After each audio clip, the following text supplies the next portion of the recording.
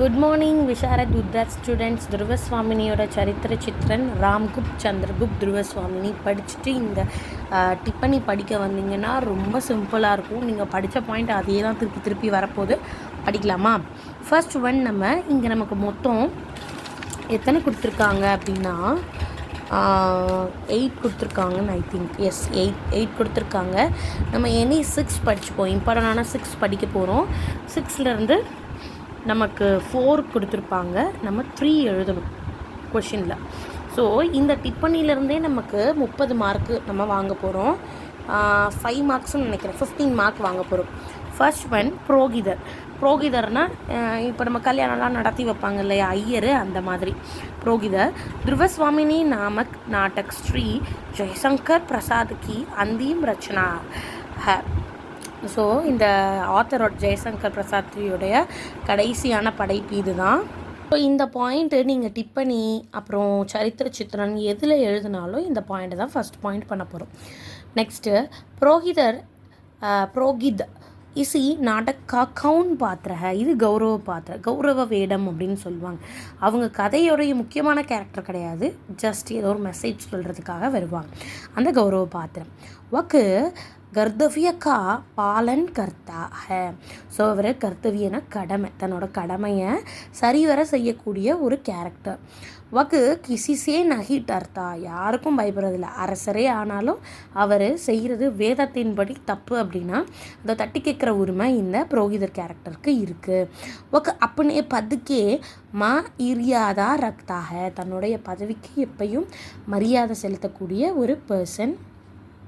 ध्रुवस्वामिनी चंद्रगुप्त को चाहती है, रामगुप्त समुद्रगुप्त दोनों का விவாக நிச்சய கற்கே மர் ஜாத்தி ஹே. ஸோ ரொம்ப ஷார்ட்டாக சொல்லியிருக்காங்க. துருவஸ்வாமினியை சந்திரகுப்தை விரும்புகிறாங்க. ராம்குப்த், அதாவது சந்திரகுப்த் ராம்குப்தோடைய அப்பா சமுத்திரகுப்த் என்ன பண்ணுறாரு, இவங்க 2 பேருக்கும் கல்யாணம் நிச்சயம் பண்ணிவிட்டு அதுக்கு முன்னாடியே இறந்துடுறாரு. மஹர் ராம்குப்த் ராஜா பனாத்தே ஹே அவர் துருவஸ்வாமினி சே சாதி பி கர் லேத்தா ஹே. ஸோ என்ன பண்ணுறாரு, ராம்குப்த் அவரை ராஜாவாக ஆக்கிக்கிட்டாரு. துருவஸ்வாமினியையும் சாதினா திருமணம் பண்ணிக்கிறாரு. எஸ். नेक्स्ट चंद्रगुप्त चागराज को मारकर देश और துருவஸ்வாமினி का मान बचाता है.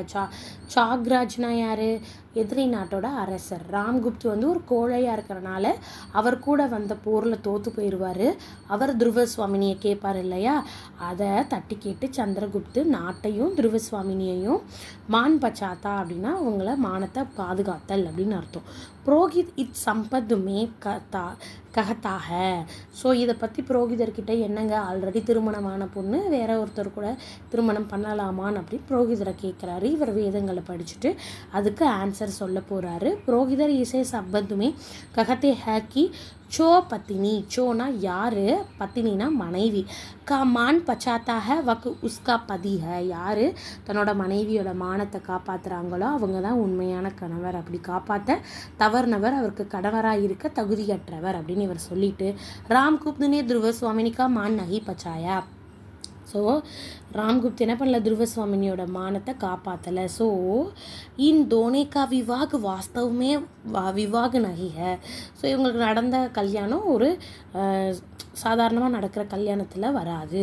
ஸோ சந்திரகுப்தனே துருவஸ்வாமினிக்கா மான் பச்சாயா இஸ்லியே உஸ்கா பதிக. அவன் தான் அவனுடைய மானத்தை காப்பாற்றினா. ஸோ துருவஸ்வாமினியை சந்திரகுப்து கல்யாணம் பண்ணிக்கிறதுல எந்த தவறும் இல்லைன்னு சொல்லியிருப்பார்.